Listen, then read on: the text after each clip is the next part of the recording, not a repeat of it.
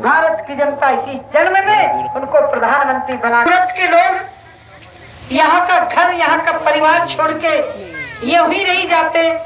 जब कहीं प्रदेश में रोजगार नहीं मिलता तो उनको अपना परिवार छोड़ करके अन्य देशों प्रदेशों में पैसा कमाने जाना पड़ता है। क्यों जाना पड़ता है? आप बिहार जा सकते थे, पंजाब जा सकते थे, लेकिन गुजरात ही क्यों गए? क्योंकि गुजरात में माननीय नरेंद्र मोदी जी ने सबको रोजगार दिया, इसीलिए तो आप लोग वहां गए। इसीलिए आप वहां गए और वहां से मैंने देखा है जो परिवार गुजरात में गया वो लौट करके सक्सेस होकर के आया है, और जो भी गुजरात गया होगा उनके घर में छत जरूर पड़ी होगी। मैं इसलिए बात कहना चाहती हूँ, सदन में जब पहली बार माननीय प्रधानमंत्री जी ने पैर रखा था, बोलने के लिए खड़े हुए थे और बोलो, उन्होंने कहा सबसे प्राथमिकता में मेरी सरकार गरीबों के लिए समर्पित है, किसान के लिए समर्पित है, गांव के लोगों के लिए समर्पित है। उस टाइम लगा कि पता नहीं प्रधानमंत्री जी कह रहे हैं लेकिन क्या देंगे क्या नहीं देंगे, लेकिन सबसे पहले लाल किले के ऊपर खड़े होकर के 15 अगस्त को सबसे पहले उन्होंने घोषणा की प्रधानमंत्री जन धन योजना। मैं आपसे पूछना चाहती हूँ, कोई भी आप बीमा करवाते हो तो पहले पैसा जमा करना पड़ता है कि नहीं करना पड़ता है ना? लेकिन प्रधानमंत्री जी ने कहा प्रधानमंत्री जन धन योजना में आपका जो खाता खुलेगा उसमें आपको एक भी पैसा नहीं जमा करना है, आपको खाता के लिए खुलवाना है, और 2 लाख का बीमा मैं देता हूँ। ये प्रधानमंत्री जी ने किया। 14 करोड़ लोगों ने, 14 करोड़ लोग बैंक से जुड़े। वो गरीब आदमी, गांव में बैठा हुआ आदमी जो बैंक के दरवाजे के मैनेजर के द्वारा फटकार दिया जाता था, बैंक का खाता खुलना तो दूर रहा। प्रधानमंत्री जी ने कहा जिस गरीब का कोई गारंटर नहीं है, कोई गारंटी लेने वाला नहीं है, उस गरीब की गारंटी मैं लेता हूँ।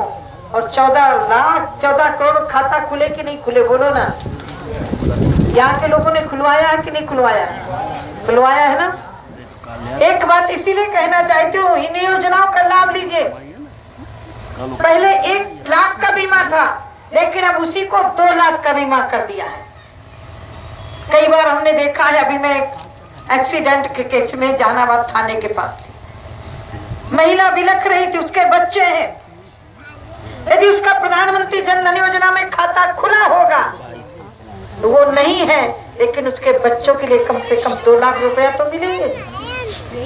जिस गरीब के पास कोई खेती नहीं है, जिस गरीब के पास कोई दुकान नहीं है, यदि वो खाता खुलवाता है तो उसके बच्चों के लिए कम से कम 2 लाख का बीमा तो सुरक्षित हो रहा है। उसमें कोई हमें पैसा जमा करना है क्या? इसलिए इन योजनाओं का लाभ लीजिए। मैं आपके बीच में जो अभी 9 मई को 3 योजनाएं लॉन्च हुई हैं। जब ये योजनाएं प्रधानमंत्री जी देश के लिए समर्पित कर रहे थे, तब भी उन्होंने कहा था योजनाएं गांव में बैठे हुए उस गरीब के लिए मैं दे रहा हूं। सबसे पहले माननीय प्रधानमंत्री जी ने जो नारा दिया था, सबका साथ सबका विकास। उत्तर प्रदेश की सरकार ने भी नारा दिया था, हमारी बेटी कल उसका। ये नारा दिया था चुनाव के टाइम पर, लेकिन जैसे ही सरकार बनी वो नारा बदल गया। हमारी बेटी कल उसका नारा नहीं रह गया, वो एक वर्ग की लड़कियों के लिए। मुझे कोई आपत्ति नहीं है, लेकिन तुमने तो पूरे समाज की लड़कियों को आश्वासन दिया था, हर वर्ग की लड़कियों का आश्वासन दिया था। फिर तुम्हारा नारा सरकार बनने के बाद एक वर्ग के लिए सीमित हो गया। क्या इस गांव की बच्चियों को उसका लाभ नहीं मिलना चाहिए था? नहीं मिला। लेकिन मेरे प्रधानमंत्री जी ने बंधुओं, सबसे पहले योजना है जो बच्चियों के लिए है, बेटी बचाओ। ये सुकन्या योजना आपको जानकारी नहीं होगी, ये उसमें खाता खुलेगा पोस्ट ऑफिस में। काम चालू है, इस योजना का लाभ जरूर लीजिएगा। कोई भी बाप बेटी पैदा होती है, उसकी शादी के लिए पैसा बचाना शुरू कर देता है कि नहीं करता? कोई जेवर बनाता है, कोई बैंक में जमा करता है कि नहीं करता? चिंता करता है कि मैं अपनी बेटी की शादी अच्छी से अच्छी कैसे कर सकूं, अपनी बेटी की अच्छी से अच्छी पढ़ाई कैसे कर सकूं। प्रधानमंत्री जी ने कहा उसकी बेटी की चिंता मैं करूंगा, लेकिन उसमें आपको सहभागी होना पड़ेगा। 14 साल तक उस बेटी के लिए यदि आप साल में 12,000 रुपया जमा करते हैं, 12,000 रुपया 14 साल के जोड़ो तो कितने होते हैं? क्यों 14 साल यदि 12,000 लगातार जमा करेंगे कितने होते हैं? 1,60,000 होता है। लेकिन उसी में माननीय प्रधानमंत्री जी कह रहे हैं तुम इतना जमा करो, उसके साथ मिला करके मैं तुमको 6 लाख दूंगा। और एक परिवार में आप 2 बेटियों का करवा सकते हो। यदि 2 बेटियों 1 लाख आप इकट्ठे जोड़ना चाहो तो नहीं जोड़ पाओगे। जोड़ पाओगे क्या? नहीं जोड़ पाओगे ना। और धीरे धीरे आप जमा करते रहोगे, हर महीने 100 रुपया जमा करते जाओ तो कितना हो जाएगा? 1200 हो गया कि नहीं हो गया? 100 रुपया जमा करने में कोई दिक्कत है क्या? कोई दिक्कत नहीं है, जमा कर सकते हो। लेकिन वो पूंजी जो आपकी 1,60,000 गई है, वो पूंजी तो आपकी सुरक्षित है। उसके साथ साथ आपको 4,40,000 सरकार दे रही है। ये आपको फायदा मिल रहा है कि नहीं मिल रहा है? 3 योजनाओं का लाभ लेना चाहिए कि नहीं लेना चाहिए? लेना चाहिए ना। 3 योजना जो लॉन्च हुई है, ये फार्म है। ये फार्म आप बैंक में जाएंगे, आपका खाता है, इस फार्म को लेकर के अपना खाता नंबर और ये फार्म में लगा देंगे। ये है अटल पेंशन योजना। आज तक जो भी पेंशन मिलती थी 100 रुपया, 200 रुपया से ज्यादा कोई पेंशन, चाहे वृद्धा पेंशन हो, चाहे विधवा पेंशन हो। अभी प्रधान जी कह रहे थे महामाया पेंशन, मैं बता देना चाहती हूँ, मायावती आती है तो महामाया पेंशन, मुलायम सिंह आते हैं तो लोहिया पेंशन। लेकिन भारत सरकार कहती है ये पेंशन जो बंधेगी इसको कोई काट नहीं पाएगा। अटल पेंशन योजना के अंतर्गत जो आपका बीमा होगा, आपको एक बात निवेदन करना चाहिए, आपको अब जो भी पेंशन मिलेगी 100-200 रुपया नहीं, चाहे वृद्धा पेंशन हो, चाहे विधवा पेंशन हो, चाहे कोई भी पेंशन हो, अब 1,000 रुपए से नीचे कोई भी पेंशन नहीं मिलने वाली, 1,000 रुपया मिलेगी। एक है प्रधानमंत्री जीवन ज्योति योजना। 18 वर्ष की उम्र से 50 वर्ष तक की उम्र के जो जमा करेंगे, आपको लग रहा होगा कि जमा करेंगे तो हम ही को मिलेगा, तो क्या मतलब है? लेकिन जमा आपको ज्यादा नहीं करना, 330 रुपया जमा करना। साल में कितने दिन होते हैं? 365। एक दिन का 1 रुपया भी नहीं पड़ रहा है। एक दिन में एक गुटकी 2-4-10 रुपए की गुटकी खा डालते हो कि नहीं? खा डालते हो ना। तो हमें ये योजना का लाभ लेना है कि नहीं लेना है? मैं प्रधानमंत्री जी ने जो योजनाएं भेजी है, उन योजनाओं को आपको बताने के लिए, आपको जीवन के लिए, आपके भविष्य के लिए 330 रुपए आप जमा करेंगे और आप जब वृद्धावस्था 60 साल के हो जाएंगे तो आपके घर में पेंशन आएगी। पेंशन के साथ साथ 2 लाख का बीमा भी होगा। कदाचित आप नहीं है तो आपके बच्चों को, आपकी पत्नी को सीधे 2 लाख रुपया मिलेगा और उसी में आपकी पत्नी को भी पेंशन मिलेगी जो आपके पति को मिल रही थी, जैसे सरकारी पेंशन मिलती है। जीवन सुरक्षा योजना एक है, जीवन सुरक्षा योजना। इसका मतलब क्या हुआ? जीवन सुरक्षा योजना, जीवन सुरक्षा योजना ये है, आपको साल में 12 रुपया जमा करना है। कितना करना है? और वो 12 रुपए आपको 18 वर्ष की 70 साल की उम्र तक का भी जमा कर सकता है। और वो 12 रुपए में कितने का बीमा हो रहा है? 12 रुपया साल में जमा करना है और 2 लाख का बीमा होना है। यदि 40 साल से आप शुरू कर रहे हैं तो आपको 20 साल तक जमा करना है, और जो 18 साल का है उसको 50 साल तक की उम्र तक जमा करना है। फिर आपको पेंशन प्लस बीमा। मैं आपसे पूछना चाहती हूँ, साल में 12 रुपए कोई ज्यादा होता है क्या? नहीं होता ना।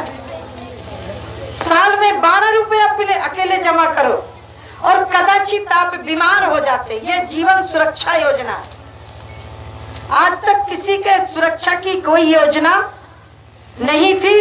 गरीब आदमी बीमार हो जाता, वो घर में ही पड़े पड़े सड़ जाता था। यदि 12 रुपए वाला आप प्रीमियम भरते हैं तो आप यदि बीमार होते हैं तो 1 लाख रुपया तत्काल उसी खाते से निकाल करके आप इलाज करवा सकते हैं। एक्सीडेंटल ही नहीं, आपकी स्वाभाविक भी मौत होती है तो आपके परिवार को 2 लाख का बीमा मिलेगा।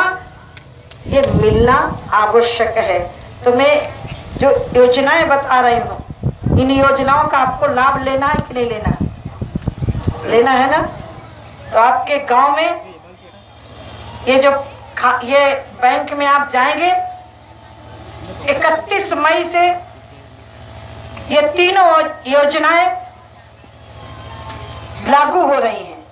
आप अभी जाइए बैंक में।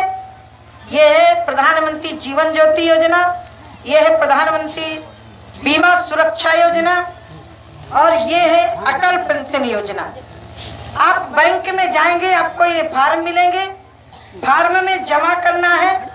यदि आपका चालू खाता है तो फिर आपको जमा नहीं, अपने चालू खाता में जमा करिए, उसी से इसमें कट करके उस खाते में जाके जमा हो जाएगा। दूसरा, जो प्रधानमंत्री जन धन योजना लागू की थी, कई बार गरीब आदमी के सामने मजबूरी हो जाती है। गरीब आदमी बीमार हो गया अचानक, किसी से कैसे उधार पैसा ले, ब्याज का ब्याज जोड़ के पैसा मिलता है। उसी प्रधानमंत्री जन धन योजना से आप कम ब्याज में 5,000 रुपया निकाल सकते हैं, और यदि 6 महीने के अंदर जमा कर दिया तो आपको एक भी ब्याज उसमें नहीं देना है। इन योजनाओं का लाभ लेना। और यदि कोई पढ़ा लिखा बच्चा है, किसान है, मुद्रा बैंक, एक और जो योजना लॉन्च हुई है मुद्रा बैंक, उससे यदि आप काम करना चाहते हैं, दुकान करना चाहते हैं, आटा चक्की डालना चाहते हैं, सिलाई मशीन डालना चाहते हैं, या कोई दुकान डालना चाहते हैं, तो कम ब्याज में 10 लाख रुपया तक निकाल कर लोन लेकर के आप ये काम धंधा शुरू कर सकते हैं। ये प्रधानमंत्री जी ने शुरू किया, इसलिए क्योंकि आपने मुझे चुना है, यहाँ से सांसद बनाया है, भारत सरकार ने मुझे मंत्री बना करके आपके बीच में भेजा है। सड़क बनेगी, टूटेगी। और एक बात और बताना चाहिए, ये जो खाते खुल रहे हैं, अभी मनरेगा में बहुत बड़ा भ्रष्टाचार हुआ है।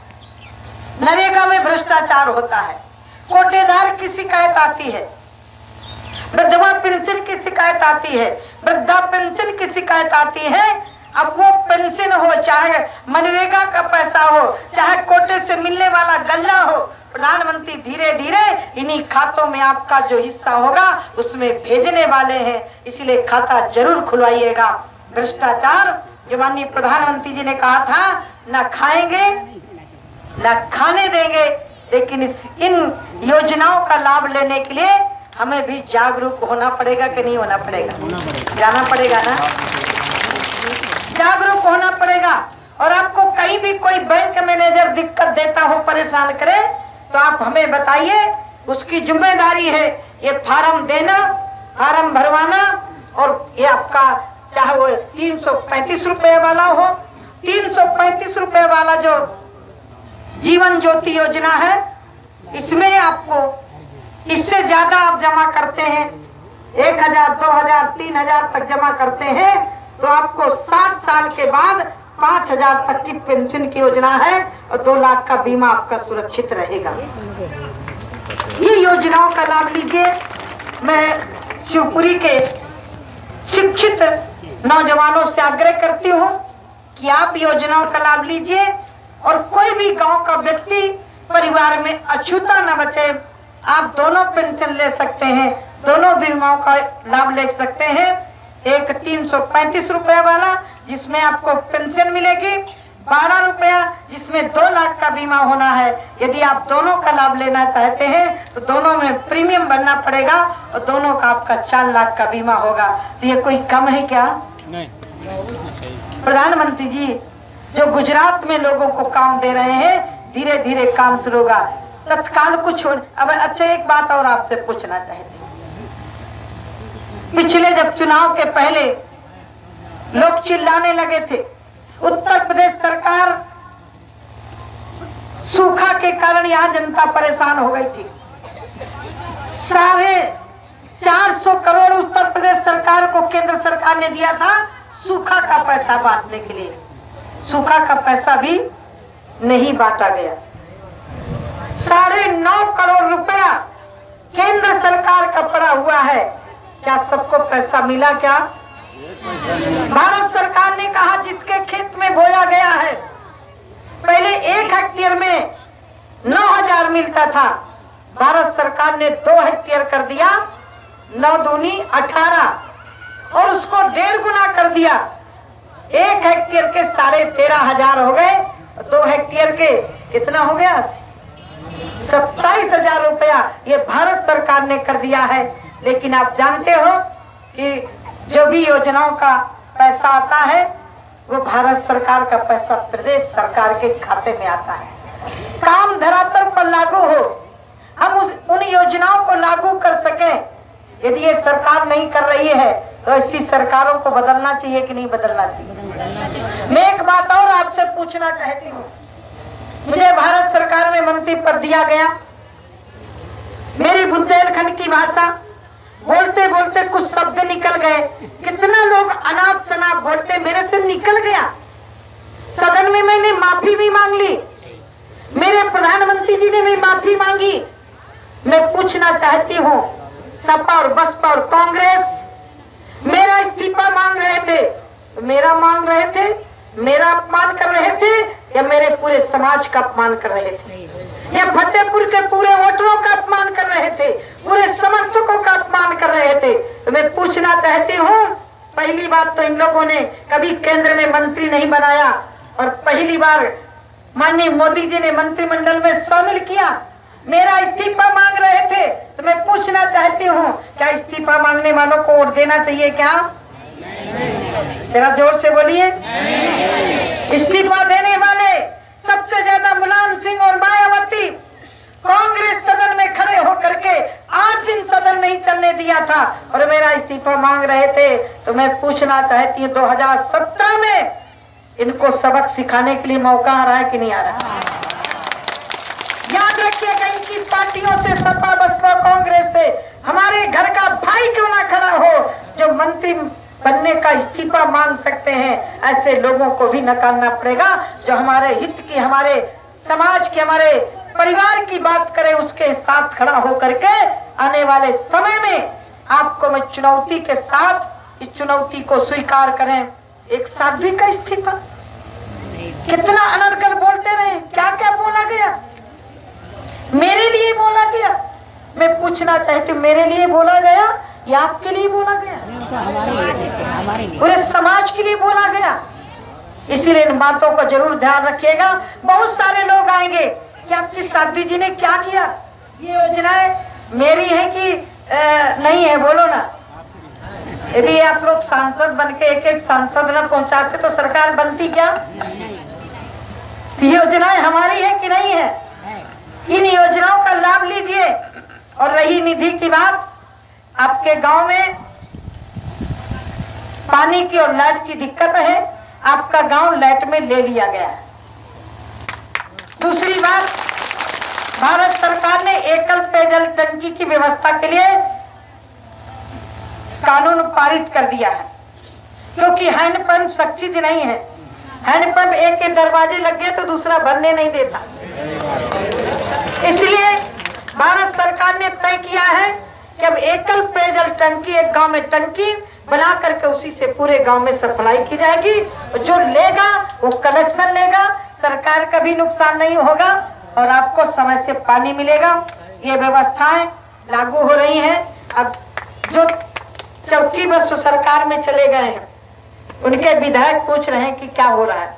आप उनसे पूछिए कि आप उत्तर प्रदेश सरकार में हो, सत्ता में हो, आपने लूटने के अलावा क्या किया है? थाने बंधे हुए हैं, किसका हिस्सा किस थाने से कितना जाएगा, ये थाने बंधे हुए हैं, पूरा लूटा जा रहा है। मैं आपके बीच में बहुत कुछ कहने के लिए नहीं आई थी, मैं सिर्फ योजना बताने के लिए आई हूँ। इन योजनाओं का बंधुओं लाभ लीजिए। जो अभी बच्ची और ये जो सुकन्या योजना है उससे आपकी बच्ची आगे पढ़ने के लिए उत्सुक है, पढ़ना भी चाहेगी। उसी में से जो बीमा हुआ है उसी बीमा से निकाल करके आप अपनी बच्ची को पढ़ाइए। और आप उसमें बच्ची का जो बीमा हुआ है नहीं खर्च करना चाहते तो बच्ची का वो पैसा सुरक्षित रहेगा। इसलिए आप लोग इन योजनाओं का लाभ लीजिए। अधिक न कहते हुए यही वाणी प्रणाम देती हूँ। और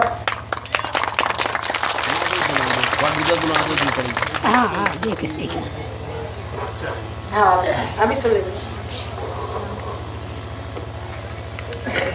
समस्याएं सचमुच में मुझे लग रहा था कि बुंदेलखंड पिछड़ा हुआ है। यहाँ से प्रधानमंत्री हुए हैं, फतेहपुर पूरी तरह विकास से तब तो होगा, लेकिन आज भी 2-2 हजार की आबादी वाले गांव विद्युतीकरण से वंचित हैं।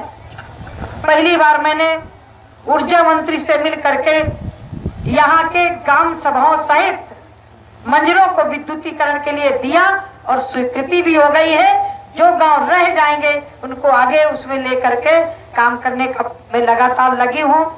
लेकिन कभी किसी बहकाव में मत आना, क्योंकि चुनाव के टाइम पर आपको बोतल तो दे सकते हैं लेकिन आपकी व्यवस्था को नहीं सुधार सकते, याद रखिएगा। आपको चुनाव टाइम पर थोड़ा बहुत पैसा दे सकते हैं, बोतल भी पिला सकते हैं, लेकिन आपके परिवार के, आपके बच्चों का भविष्य कैसे ठीक हो ये आपके बीच में आके योजना नहीं दे सकते हैं।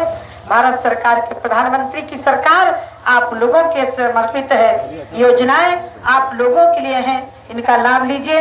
आइए श्यामलाल जी कह रहे हैं 2 लाइन भजन सुना दीजिए, क्योंकि आप अपने परिवार के बीच में हो। और मैं माताओं बहनों को धन्यवाद देती हूँ, कैसी गर्मी में बैठी हैं। और मुझे याद है जब मैं गाँव में जाती थी, बहनों से पूछती थी कि बहनों यदि कोई तुम्हारे बीच में पैसा लेकर के आ जाए तो क्या करोगी? तो बहनें कहती थी कि सम्मान से ज्यादा पैसा नहीं होता है, हमारे ऊपर कोई नोटों की बरसात कर दे तो भी हम किसी को वोट देने वाली नहीं है। इसलिए माताएं बहुत वंदनीय हैं, बहुत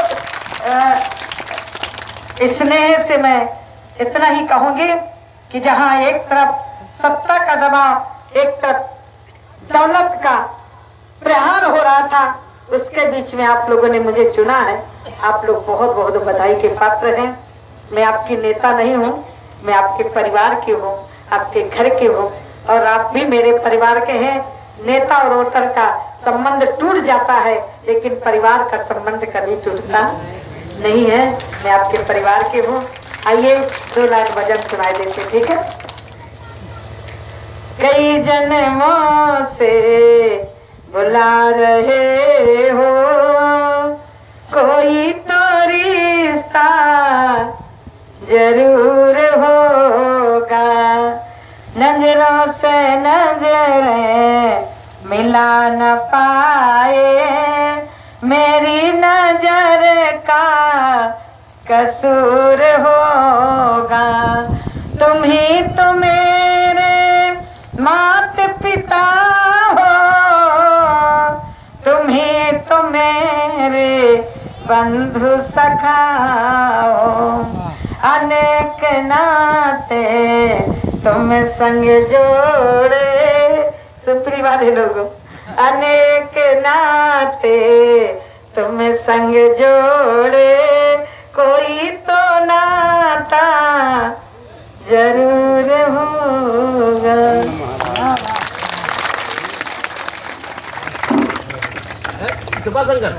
आओ यार, ये आइए बूथ प्रमुख। इस गांव के बूथ प्रमुख जो भी है हमारे सामने आ जाए।